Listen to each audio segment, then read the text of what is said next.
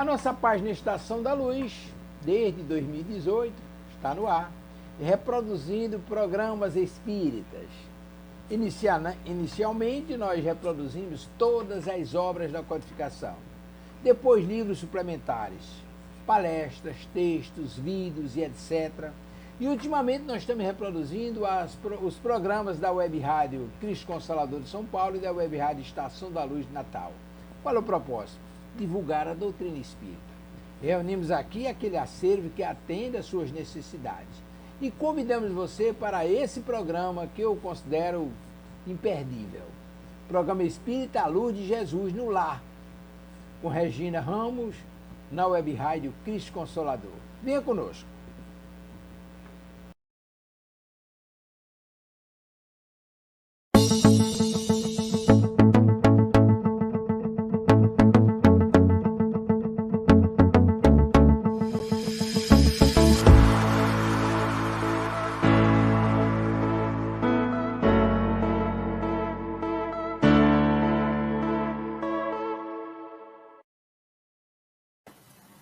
Bom dia, minhas irmãs e meus irmãos em Cristo, sejam todos muito bem-vindos para mais um encontro nosso nas manhãs de sábado. Hoje, aqui em Natal, Rio Grande do Norte, um sábado ensolarado, lindo, lindo, lindo. Então, sejamos todos muito bem-vindos para mais um momento que a gente vai estudar, conhecer, não é mesmo? Então, vamos começar a nossa manhã de estudos com uma leitura, como nosso querido Dr. Bezerra de Menezes esclarecia, né? Antes de qualquer trabalho na seara do mestre, faça uma leitura edificante e uma prece. Então, a leitura edificante é do livro Pão Nosso, Psicografia de Chico, ditado por Emmanuel. E é o capítulo 61, porque faz 61 semanas que nós estamos juntos. E o título é O Homem com Jesus. E vai ter tudo a ver com o nosso estudo posterior. Então, olha só, a ementa está numa carta de Paulo aos Filipenses, no capítulo 4, verso 4. E diz assim, ó: regozijai-vos sempre no Senhor. Outra vez digo, regozijai-vos. Paulo aos Filipenses. Então, Emmanuel vai nos explicar esse pedido de Paulo que nós nos regozijemos junto ao Cristo. Então, ele vai falar, com Jesus, ergue-se o homem da treva à luz, da inércia ao serviço, da ignorância à sabedoria, do instinto à razão, da força ao direito, do egoísmo à fraternidade, da tirania à compaixão, da violência ao entendimento, do ódio ao amor, da posse mentirosa à procura dos bens imperecíveis, da conquista sanguinolenta à renúncia edificante, da extorsão à justiça, da dureza à piedade. Isso tudo com Jesus, gente. Da palavra vazia ao verbo criador, da monstruosidade à beleza, do vício à virtude, do desequilíbrio à harmonia, da aflição ao contentamento, do pântano ao monte, do lodo à glória. Homem, meu irmão, regozijemo-nos em plena luta redentora. Que píncaros de angelitude poderemos alcançar se nos consagrarmos realmente ao divino amigo que desceu e se humilhou por nós. Olha que mensagem bela. Então, gente, quando Emmanuel vai fazendo esse comparativo antes de Jesus e com Jesus, eu lembrei de Joana de Ângeles, que estudamos tanto ela, né, nesses 60 encontros atrás, e Joana nos fala que o verso, o avesso de todo vício é uma virtude. E aqui Emmanuel nos comprova isso, né? Porque ele fala das trevas à luz. Olha, o, o avesso das trevas à luz, da inércia, o avesso da inércia, o serviço, né? Então ele vai da tirania à compaixão. É muito bonito isso, né? Saber que nós podemos, né, vivenciarmos em nós essa diferença. Como éramos nós antes de seguirmos os passos de Jesus e agora que estamos na caminhada seguindo seus passos. Ora caímos, ora nos esborrachamos, mas levantamos e continuamos seguindo seus passos, não é mesmo? Então, meus amigos, a mensagem de Emmanuel aí, inicial, é essa, né? Que nós possamos trabalhar os nossos vícios, torná-los em virtude. Por quê? Porque temos esse farol que nos ilumina, que é o Evangelho de Jesus. Na dúvida, gente, vamos lá no Evangelho de Jesus e vamos ver como é que Jesus faria naquela situação, não é mesmo? Então, vamos agora fazer aquela prece gostosa inicial para nos harmonizar ainda mais.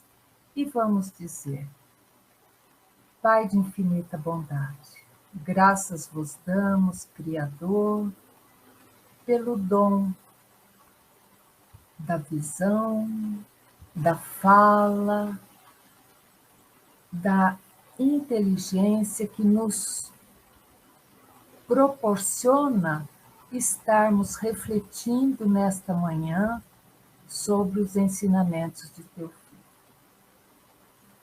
Te louvamos, ó grande benfeitor da humanidade, e te agradecemos por todas as graças que recebemos em todos os dias de nossas vidas. Também nesse momento, queremos elevar os nossos pensamentos ao nosso irmão maior, a Jesus, o Mestre dos Mestres, nosso querido Jesus de Nazaré, que sempre está a nos acompanhar em nossa jornada evolutiva, que nos proporciona tantos ensinamentos, tantos exemplos que ele nos deixou, e queremos te dizer, Jesus querido, nos fortaleça na nossa caminhada rumo à angelitude, que um dia todos seremos. Nos fortaleça, Jesus, na nossa determinação de seguir os seus passos. Sabemos, Jesus, que ainda somos frágeis, mas tu nos fortalece. Então, contamos com esse teu apoio, com essa tua fortaleza, para sempre estarmos disponíveis para o bem. Graças vos damos, Mestre amado, por ser o farol das nossas vidas, por teu Evangelho nos acompanhar no dia a dia de nossas vidas. Queremos, nesse momento, render glórias à nossa querida Maria, Maria de Nazaré, o nosso lírio querido, rosa mística da paz, a mãe de Jesus, a nossa mãe de todos nós. Maria querida, te agradecemos por todas as vezes que intercedemos junto a vós, para que intercedas junto ao teu Filho. porque sabemos que filho nenhum nega um pedido de sua mãe. Então, Maria querida, te agradecemos por todo o apoio que temos recebido e principalmente, Maria, te agradecemos por ser tu e teus auxiliares que cuidam dos nossos irmãos que saem desta vida física numa forma de desespero ou mesmo ensandecidos pela via do suicídio. E és tu e teus auxiliares que se incumbem de estar atentos a esses irmãos, de encaminhá-los para seus próximos passos na vida espiritual. Te agradecemos, mãezinha querida, por ser tu que fostes até Judas, o apóstolo querido de Jesus, que equivocadamente trocou as mãos pelos pés e, não aguentando aquilo que ele tinha feito sem ser o intuito real dele, se suicidou. E fostes tu, mãezinha, que antes de subires aos céus com seu filho querido, fostes lá tentar tirar a loucura que invadia aquele espírito querido. Graças vos damos, mãezinha, por toda a tua disponibilidade. Desde a hora que dissestes o primeiro sim ao espírito, né, que apareceu e se intitulou o anjo Gabriel, quando disse que serias a mãe do Salvador. Graças vos damos, mãezinha querida. Nesse momento também queremos amorosamente nos achegar mais pertinho dos nossos guias espirituais, dos nossos anjos guardiões, dos nossos espíritos protetores e dizer: graças vos damos, Espírito querido, que dedica sua vida nesse atual momento a estar conosco nesta encarnação, nos intuindo, nos alertando. Te agradecemos profundamente, Espírito mais superior que nós, que só deseja o bem, e só faz o bem, e só quer o nosso bem. Te agradecemos por estar junto a nós nesta caminhada. Sabemos que às vezes não somos fáceis, sabemos que às vezes nem agradecidos somos, mas quando a razão fica conosco, nós te agradecemos por tudo que fazes junto a nós e por tudo ainda que vai fazer. Nesse momento também queremos chamar para nós esses espíritos tão necessitados quanto nós ainda, que ficam assim querendo se aproximar desse momento nosso matinal dos sábados, para não sabe o que está acontecendo, e nesse momento nós acolhemos esses espíritos para que eles escutem as palavras de Jesus, as palavras que aqui vamos estudar, e que saiam, né, dessedentados, balsamizados e determinados a seguirem com a espiritualidade superior que os está chamando. E assim, Jesus querido, te agradecemos e nos oportunize a próxima parte do nosso programa, onde vamos começar um novo livro. Se conosco, Jesus, agora e sempre. Graças a Deus. Então, meus queridos e minhas queridas, hoje é um dia de júbilo, muito júbilo, porque vencemos o livro Lampadário Espírita inteirinho, os 60 capítulos, E vamos começar hoje o estudo do livro Jesus no Lar. Por isso que a tarja hoje da nossa, né, da nossa propaganda, do nosso aviso, né, já mudou. Antes era A Luz do Lampadário e nosso programa agora passa a se chamar A Luz de Jesus no Lar, porque vamos estudar o livro Jesus no Lar, psicografia de nosso querido Chico Xavier e ditado pelo espírito Neio Lúcio. E esse livro, gente, ele é muito especial ao meu coração e espero que passe a ser no de vocês também. Porque é um livro que primeiro, ele vai nos estimular a fazer o Evangelho no lar. Em outro momento, nós vamos falar do Evangelho no lar. Mas ele vai, principalmente, nos contar como foram feitos os primeiros evangelhos no lar, com Jesus ainda. Né? Então, nós vamos fazer uma viagem ao túnel do tempo e vamos retornar, vamos lá para a época quando Jesus está fazendo o seu ministério.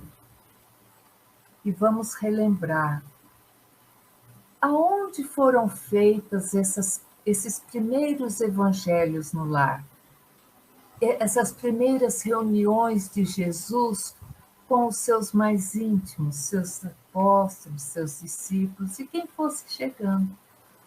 Mas essas reuniões eram feitas na casa de Simão Pedro, o pescador, em Cafarnaum.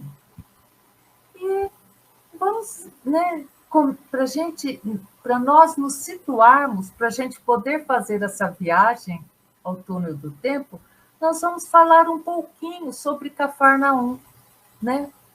Cafarnaum, gente, quer dizer, na língua própria, Vila de Naum. Naum foi um profeta lá do Velho Testamento, mas os historiadores não veem nexo nenhum de Naum com aquela vila, com Cafarnaum. Então, por certo, né, era algum judeu, porque lá moravam. Aquela vila de Cafarnaum era uma vila formada por judeus e gentios, aqueles que não tinham religião, ou que adoravam vários deuses, né? Então, talvez os judeus, que muito estudiosos da Torá, conhecessem esse profeta e talvez por ter uma afeição pelos fatos dele, colocaram o nome na vila de Cafarnaum, Vila de Naum. Então, Cafarnaum, meus amigos, ficava às margens do Lago da Galileia. Esse Lago da Galileia, no Novo Testamento, às vezes ele é chamado de Lago da Galileia, às vezes ele é chamado de Mar da Galileia, mas é um lago. Grande, mas é um lago. E quando é que Jesus vai para Cafarnaum? Muito interessante, gente. Jesus vai para Cafarnaum quando João o Batista é preso. Então, Jesus volta para Nazaré e de Nazaré, então, ele vai para Cafarnaum. Cafarnaum ficava, gente, bem ao norte do país que hoje é Israel. Nazaré ficava ao norte, mas Cafarnaum ficava ao norte de Nazaré ainda, mais para cima, bem lá em cima do estado de Israel hoje. Então, gente, olha só, Cafarnaum, por estar ao norte de Nazaré, e Nazaré pertencia à Galileia, então Cafarnaum pertencia também à região da Galileia. Do vivia Cafarnaum, aquela pequena vila? Era uma vila bem importante, gente, porque ela era uma vila que ela vivia de pesca e comércio. Era bem forte a pesca e o comércio lá. E moravam, então, judeus e gentios, já falamos, né? E, olha, era tão forte o comércio lá em Cafarnaum que tinha um posto alfandegário. E posto alfandegário, naquela época, só tinha em locais que o comércio era forte. Então, sinalizava que o comércio era bem forte em Cafarnaum. Em Cafarnaum havia uma forte presença romana, mas eles viviam em harmonia, muito pacífico com o povo galileu que ali morava. Seja com os judeus, seja com os gentios, eles viviam numa boa, em harmonia mesmo. Tanta era a harmonia que um centurião romano chegou até a construir uma sinagoga lá em Cafarnaum. Né? Os arqueólogos que fazem escavações, porque Israel é motivo de escavação em Israel inteiro, né? Pela importância da região, o que tem embaixo de Israel hoje, né? E os arqueólogos dizem que não sobrou nada de Cafarnaum. Por quê? Porque no século VII houve um grande terremoto e destruiu tudo. Então, nunca mais Cafarnaum foi reconstruída. Os historiadores dizem que atualmente a cidade que mais se aproxima a Cafarnaum é uma cidade que tem por nome Tel Rum. Então, lembrando, né, que essa cidade fica lá no norte do que hoje é Israel e que faz divisa de um lado com o Líbano, de outro com a Síria e lá embaixo na Jordânia. Mas lá em cima faz divisa com o Líbano e a Síria. Então, já sabemos para onde vamos, né? Vamos pegar nossos ingressos, vamos nos sentar confortável na poltrona do expresso e vamos viajar, né? Então, deixa eu ver aqui agora para falar para vocês começar. Então, nesse livro, Jesus no Lar, quem faz a apresentação do livro é ninguém mais, ninguém menos do que Emmanuel. E é muito interessante a apresentação de Emmanuel, e eu queria ler para vocês. Olha só, depois nós vamos estudar o primeiro capítulo, que é o culto cristão no lar, mas a apresentação de Emmanuel eu achei muito interessante, então nós vamos ler. Olha só, diz Emmanuel, para a generalidade dos estudiosos, quem é Cristo?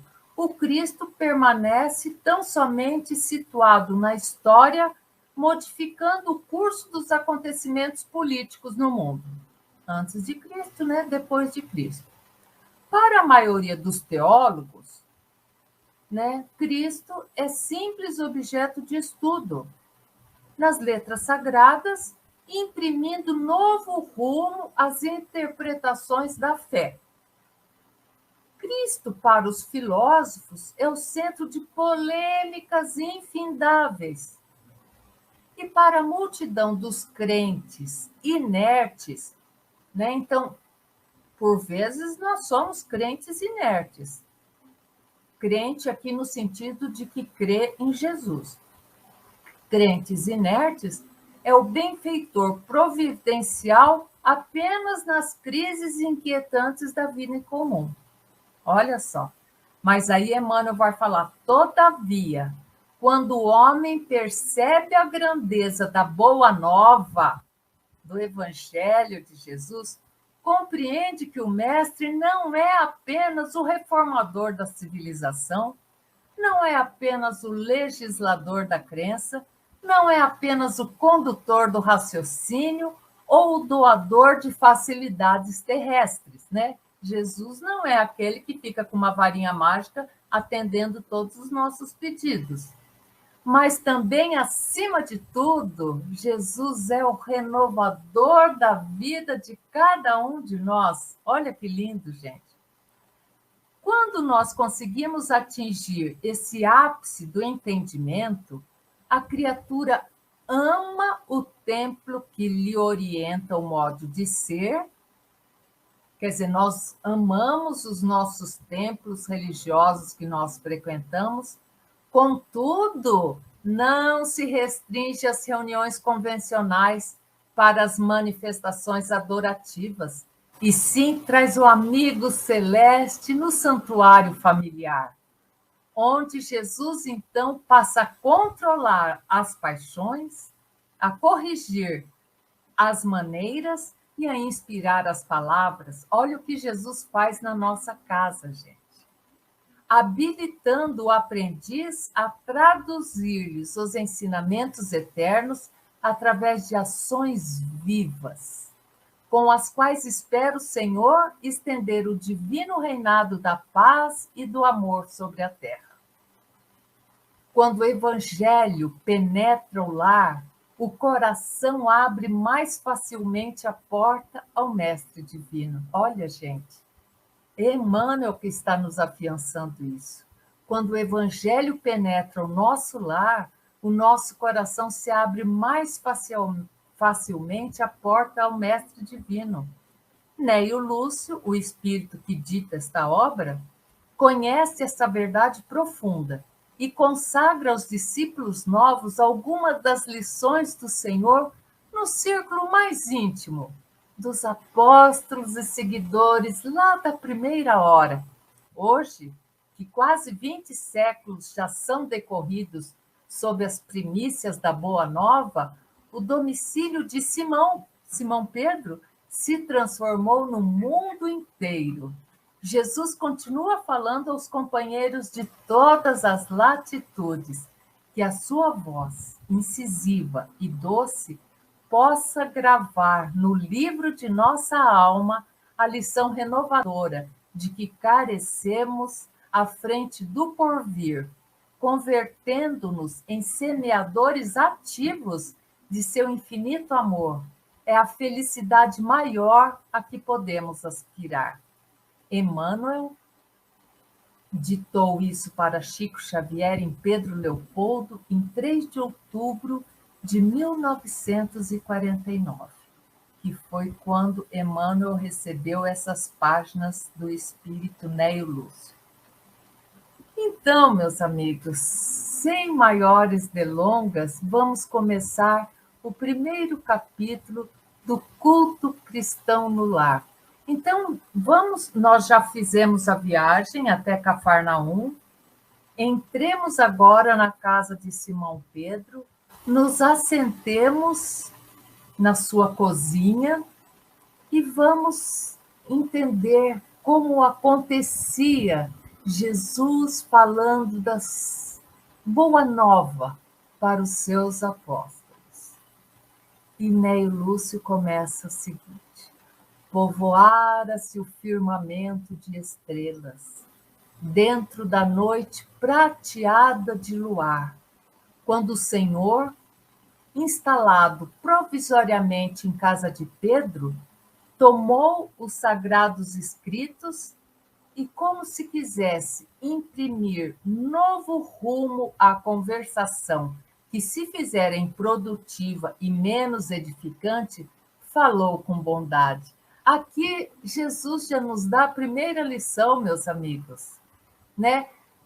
Estava lá, vamos imaginar a cena, todos nós sentados lá, todos sentados, e começamos a conversar, os apóstolos começaram a conversar entre eles, com Jesus.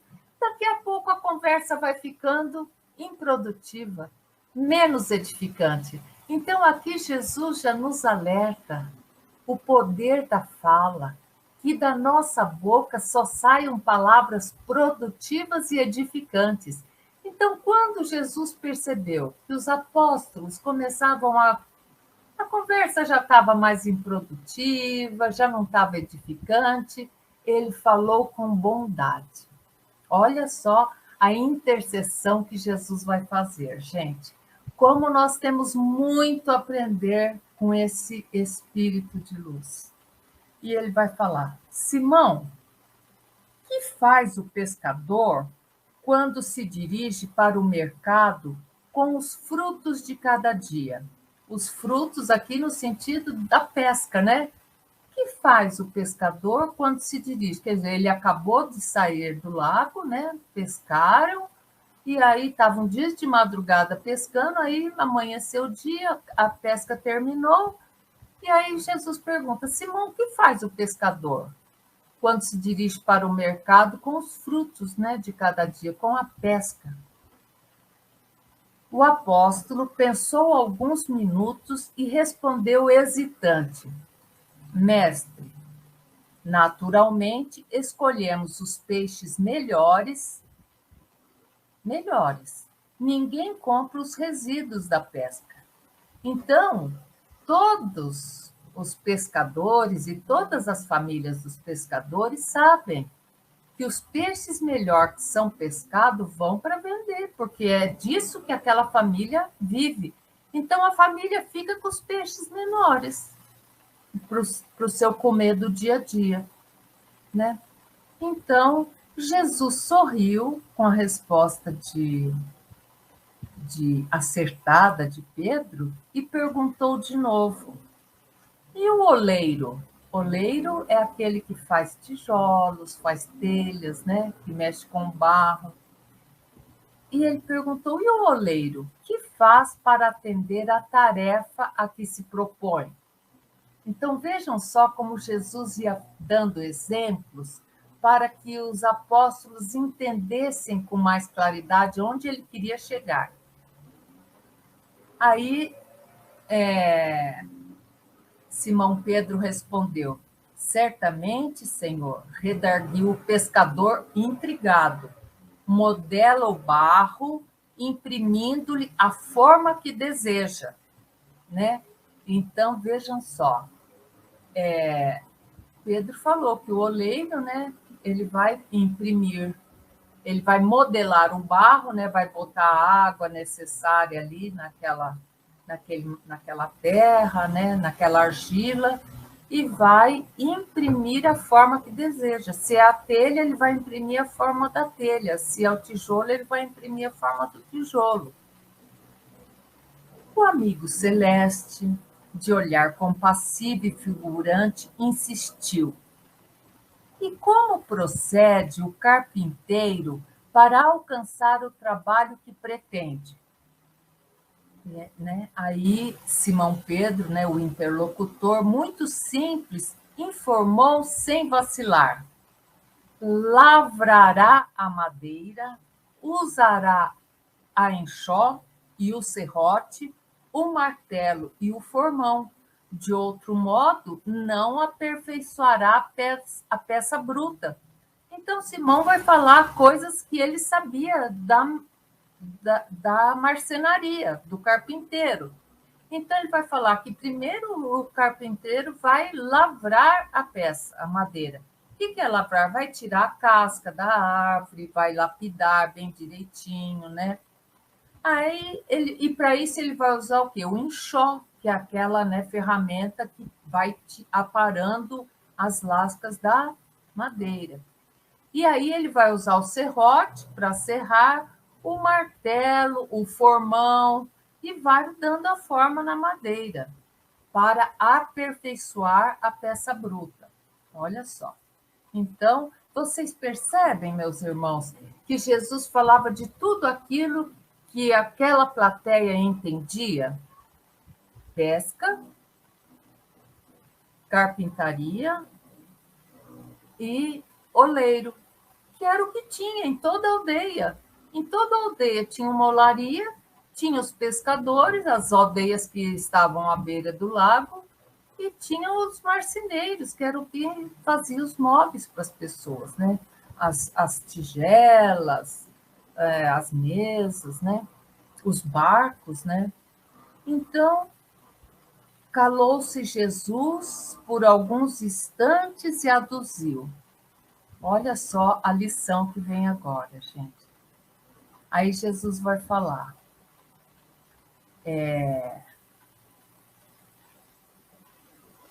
Jesus vai falar. Opa, peraí.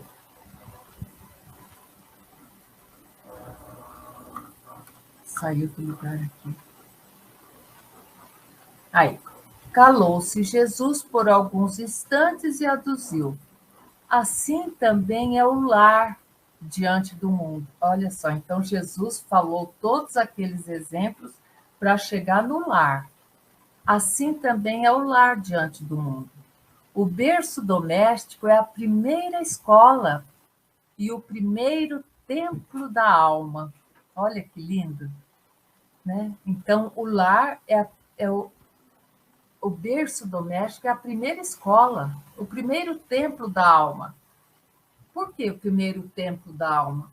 Porque a gente não aprende a rezar com a mãe da gente, não é assim? A casa do homem é a legítima exportadora de caracteres para a vida comum. Então, as nossas ações na sociedade vai ser em conformidade com aquilo que a gente traz do nosso lar. Com o nosso jeito, vai ser o jeito que a nossa família nos ensinou. Por isso que quando acontece um casamento, os primeiros tempos é de adaptação, porque um foi criado numa família de um jeito, o outro foi criado na outra família de outro jeito. Então agora eles vão criar um jeito, um terceiro jeito, que vai ser o jeito próprio deles. Há essa adaptação. Então Jesus vai falar o seguinte, que a casa do homem, né, é a legítima exportadora dos caracteres para a vida comum. Se o negociante seleciona a mercadoria, se o marceneiro não consegue fazer um barco sem afeiçoar a madeira aos seus propósitos, como esperar uma comunidade segura e tranquila sem que o lar se aperfeiçoe? Olha a lição, gente. Então, nós podemos pegar essa lição, nós estamos lá em Cafarnaum, mas nós podemos pegar essa lição e trazer para hoje. Se nós reclamamos tanto, nossa, esse mundo está perdido, nossa, esse mundo está assim, está assado, nós temos que saber que todas as pessoas que circulam nesse mundo, nesse atual estágio, saem de um lar. Então, opa, se esse lar não está nos dando uma segurança e tranquilidade, é porque esse lar não está aperfeiçoado. Aí Jesus vai continuar. A paz do mundo começa sobre as telhas a que nos acolhemos. Então não adianta começar a querer a paz lá na capital, lá no outro estado, lá no outro país, se dentro da nossa casa nós não temos paz. E aí continua Neio Lúcio. Se não aprendemos a viver em paz entre quatro paredes, como aguardar a harmonia das nações? Não é mesmo? A gente agora está vivenciando já há mais de 100 dias a guerra na Ucrânia e a gente fica horrorizado, mas aquilo ali é o reflexo do quê? Né? Tudo começou, todas aquelas pessoas envolvidas têm um lar, não é mesmo? Então, como nós, se não tem paz dentro das paredes de um lar, como nós vamos aguardar que haja harmonia entre as nações? E continua Neio Lúcio. Se nós não nos habituamos a amar o irmão mais próximo, associado à nossa luta de cada dia, como respeitar o eterno Pai que nos parece distante? E aqui, né, o Lúcio já vai fundo, porque ele fala assim: se nós às vezes não amamos o nosso irmão, se nós estamos com contenda, com rusga com os nossos próprios irmãos, como é que nós vamos amar e respeitar a Deus, que nos parece um ser tão distante? E aí, ó, Jesus relanceou o olhar pela sala modesta, olha, era na sala, não era na cozinha que eles estavam sentados, era na sala modesta, fez pequeno intervalo e continuou. Pedro, acendamos aqui. Lembrem, gente, que esse era o primeiro evangelho no lar que Jesus fazia na casa de Simão. Então ele vai falar: Pedro, acendamos aqui em torno de quantos nos procuram a assistência fraterna, uma claridade nova. A mesa de tua casa é o lar de teu pão. Nela recebes do Senhor o alimento para cada dia. E aí vai mais fundo Jesus nesse dia. Por que não instalar ao redor dela a sementeira da felicidade e da paz na conversação e no pensamento? Olha só. Então, Jesus vai chamar a Pedro a responsabilidade dele instalar lá na casa dele assistência fraterna aos que o procuram e instalar uma conversação e um pensamento que seja um alimento para a alma. Olha só. E aí ele continua: o Pai que nos dá o trigo para o celeiro através do solo, quer dizer, né, planta-se o trigo, né, colhe-se, depois transforma ele em farinha, envia-nos a luz através do céu. Olha só. Então, Deus tinha encaminhado Jesus, que era a luz, para fazer a claridade. E aí ele fala: se a claridade é a expansão dos raios que a constituem, a fartura começa no grão. Olha só. Então a fartura começa por aquilo que nós conversamos dentro de casa. Fartura de conhecimento, fartura de respeito às leis divinas. Então veja só, em razão disso, o evangelho não foi iniciado sobre a multidão, mas sim no singelo domicílio dos pastores e dos animais. Vejam vocês, Jesus não começou pregando para a multidão, ele começou conversando com os do seu círculo mais íntimo, dentro de um lar, que foi o de Simão Pedro. Simão Pedro fitou no mestre os olhos humildes e lúcidos, e como não encontrasse palavras adequadas para explicar-se, murmurou tímido: Mestre, seja feito como desejas. Então Jesus, convidando os familiares do apóstolo à palestra edificante e à meditação elevada, desenrolou os escritos da sabedoria e abriu na terra o primeiro culto cristão no lar. É muito bonito, gente. Eu sempre me emociono com o surgimento do culto cristão no lar. Vejam vocês, Jesus vai falar para Simão Pedro, nessa oportunidade, que aquela casa dele, que o lar dele, a partir daquele momento, acolhessem a todos que precisassem. Por isso que vai ficar denominada como a casa do caminho. Todos que passassem por lá, estrupiado, cansado das suas viagens, ou doentes, seriam ali por Simão Pedro e sua família. Quem era a família de Simão Pedro? A esposa e a sogra, que a sogra de Simão Pedro vivia com eles. Então, vejam vocês, meus irmãos, Jesus falou que fosse instalado ali naquele dia o Evangelho no lar. Quer dizer, não só o apoio material, não só a comida, limpar as feridas de quem passasse por ali, não só isso, mas a palavra, né? Os pergaminhos. Que pergaminhos é esse que Jesus desenrolou? Os do Velho Testamento, que ele, né? Ele sabia, ele foi ensinado, né? Na Torá, nas leis divinas.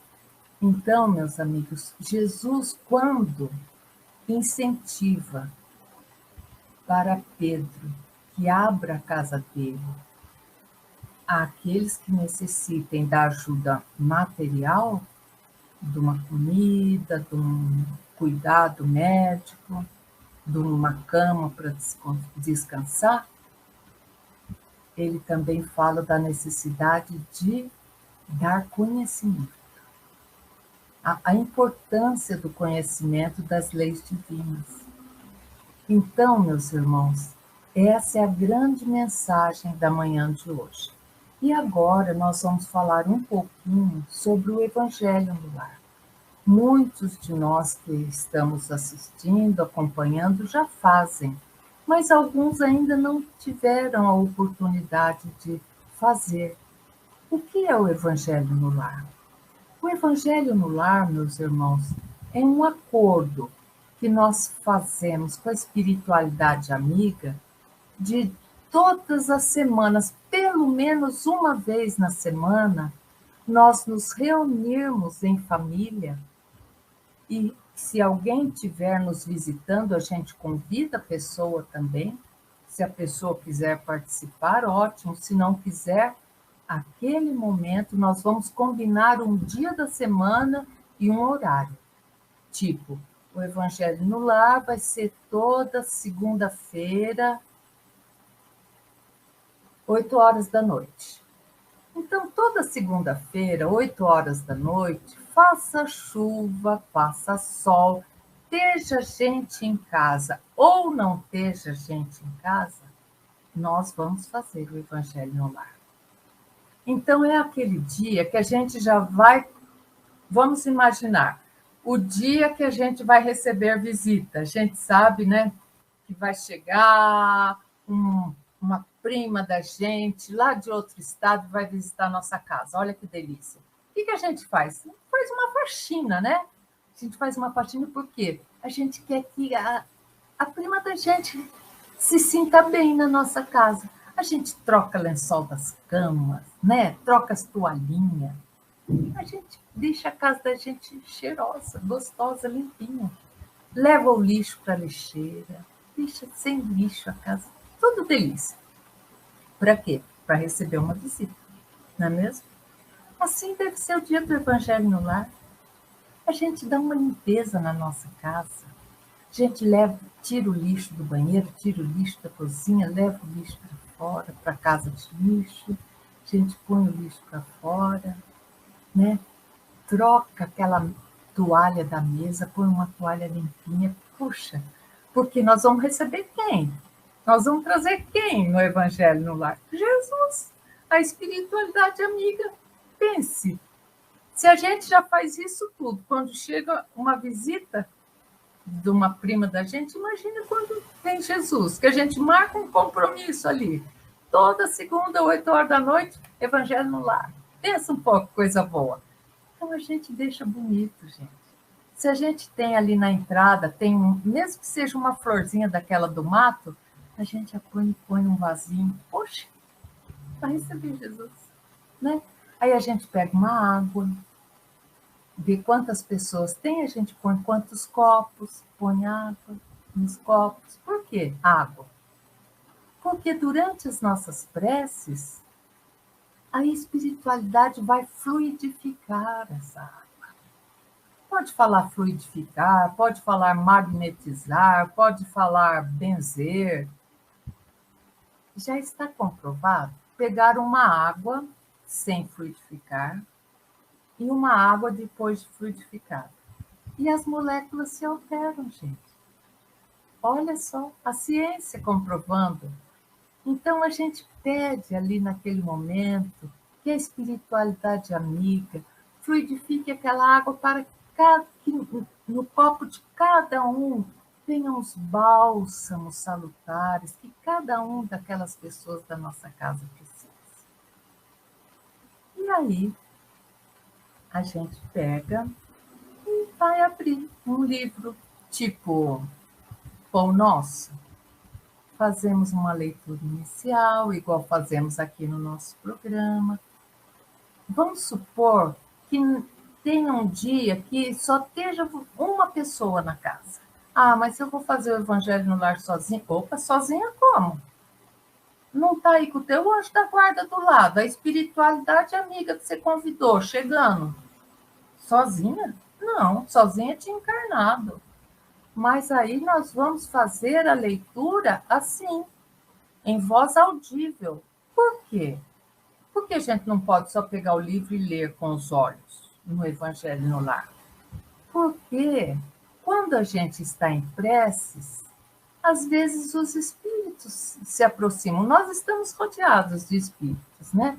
E passa espírito bom, espírito mais ou menos, espírito ainda equivocado, e tem espírito ainda que não percebe, que não precisa dos ouvidos físicos mais para ouvir. Então, eles ainda não estão desenvolvidos para escutar pelo espírito. E aí eles precisam ouvir. Então, a gente fala assim, mesmo que nós estejamos de encarnados sozinhos, nós vamos pegar, por exemplo, o Pão Nosso, Vinha de Luz, Fonte Viva, Ceifa de Luz, qualquer um desses livros de mensagens diárias, vamos abrir, vamos fazer a leitura. Se nós estamos em mais pessoas, nós vamos comentar. E se nós não estamos sozinhos, nós podemos comentar também. Nossa, isso daqui é isso. Igual nós fazemos ali, a gente vai lendo, vai comentando, para aquilo fazer sentido para nós. Depois nós vamos fazer uma prece, igual nós fazemos aqui. Mesma coisa, a gente faz uma prece. E aí depois, então, a gente vai abrir o Evangelho segundo o Espiritismo. Ah, mas eu não tenho o Evangelho segundo o Espiritismo. Não faz mal, todo mundo tem um Novo Testamento. Sabe aqueles pequenininhos que a gente ganha nos hotéis, quando a gente vai para os hotéis? Que a gente ganha um Novo Testamento pequenininho? Todos nós temos um desses, ou temos a Bíblia. Abramos no Novo Testamento, começamos lá no Evangelho de Mateus e vamos ler um pedaço do Evangelho, vamos refletir, vamos anotar com lápis ali onde paramos, por um marcador de texto ali, e na semana que vem a gente continua. Terminamos a leitura do Evangelho, vamos fazer uma prece de agradecimento. E aí, de agradecimento e de pedido. Se eu tenho algum familiar, algum amigo doente, passando por algum tipo de necessidade, a gente vai pedir, né, que a necessidade daquele familiar seja atendida dentro da sua necessidade, da necessidade do seu espírito. Vamos pedir forças para esse amigo, para esse familiar. Vamos pedir pela paz no mundo. Vamos pedir pelos nossos irmãos suicidas ou aqueles que tenham ideação suicida. Aí a gente pede, abre o coração e pede tudo que a gente quiser. E agradece, agradece, agradece. Termina. Cada um toma um pouquinho da sua água, ou toma todo o copo d'água, ou guarda para tomar antes de dormir o restante. Isso demora quanto, gente? 15, 20 minutos no máximo. Uma vez por semana. Agora, quando nós estamos em crise, que nós estamos muito tristes, muito necessitados, a gente faz Evangelho no Lar todo dia. Mas se não, nós fazemos uma vez por semana, 15 a 20 minutos. Vai nos ajudar até no nosso sono, vamos ter um sono mais tranquilo, uma noite que nós vamos acordar no outro dia bem dispostos, não é mesmo? Então, esse é o Evangelho no Lar. É isso que Jesus está nos propondo nesse primeiro capítulo do livro Jesus no Lar. Então, da agora para frente, meus irmãos, todos os encontros nossos, nós vamos contar um novo, uma nova história que Jesus vai falar para os seus discípulos, seus apóstolos, os seus mais próximos ali. E nós também vamos nos sentir muito próximos de Jesus, trazendo Jesus para o nosso lar. Então, Jesus deixa de ser aquele irmão maior, distante, porque ele está junto conosco sempre, não é mesmo? Então, meus irmãos, agora vamos terminar com a oração do Pai Nosso, ditada por José Silvério Horta, que diz: Pai nosso que estais nos céus, na luz dos sóis infinitos, Pai de todos os aflitos deste mundo de escarcéus. Santificado Senhor, seja o teu nome sublime, que em todo o universo exprime concórdia, ternura e amor. Venha ao nosso coração o teu reino de bondade, de paz e de claridade na estrada da redenção. Cumpra-se o teu mandamento, que não vacila nem erra, nos céus como em toda a terra, de luta e de sofrimento. Evita-nos todo o mal, dá-nos o pão no caminho, feito na luz, no carinho do pão espiritual. Perdoa-nos, meu Senhor, os débitos tenebrosos, de passados escabrosos, de iniquidade e de dor. Auxilia-nos também nos sentimentos cristãos, a amar nossos irmãos que vivem longe do bem. Com a proteção de Jesus, livra nossa alma do erro, sobre o mundo de desterro distante de vossa luz. Que a nossa ideal igreja seja o altar da caridade, onde se faça a vontade do vosso amor, que assim seja. Tenhamos todos, meus queridos, um final de semana muito leve, muito gratificante, de paz, de alegrias, de congressamento com os familiares, com os amigos. Recebam todos um abraço bem carinhoso e que a semana que amanhã está se iniciando seja uma semana de bênçãos e que nos estimulemos a quem ainda não começou a fazer o Evangelho no lar, que nos estimulemos. Não deixemos para amanhã o que podemos começar hoje, né? Batamos um papo com a espiritualidade, com o nosso anjo da guarda e combinem, marquem certo um dia para fazer um horário. Nesse dia e nesse horário a gente desliga o telefone. Se batem na nossa porta, a gente abre e fala: olha, nós estamos fazendo o Evangelho no Lar, quer fazer com a gente? Se a pessoa quiser, a gente puxa uma cadeira, senão a pessoa fica lá sentadinha no sofá, esperando o nosso Evangelho terminar, tá bom? Espero que a partir da semana que vem, quem ainda não faça, já esteja fazendo. E, só a última coisa, gente. Chico Xavier, que tinha todos aqueles dons de mediunidade, ele falava, quando ele passava numa casa, fosse de dia ou de tarde, de manhã, de tarde ou de noite, e que ele via como se uma pirâmide de luz amarela radiante, brilhante, sobre uma casa, ele batia na porta e entrava para participar do Evangelho. Então, quando nós fazemos o Evangelho no nosso lar, cai sobre a nossa casa como se fosse uma pirâmide de luz dourada. E aí, gente, imagina, se nós estamos num edifício de apartamentos, né, num prédio de apartamentos, aquela luz vai primeiro cair no nosso lar, mas vai penetrar todos os outros lares abaixo de nós.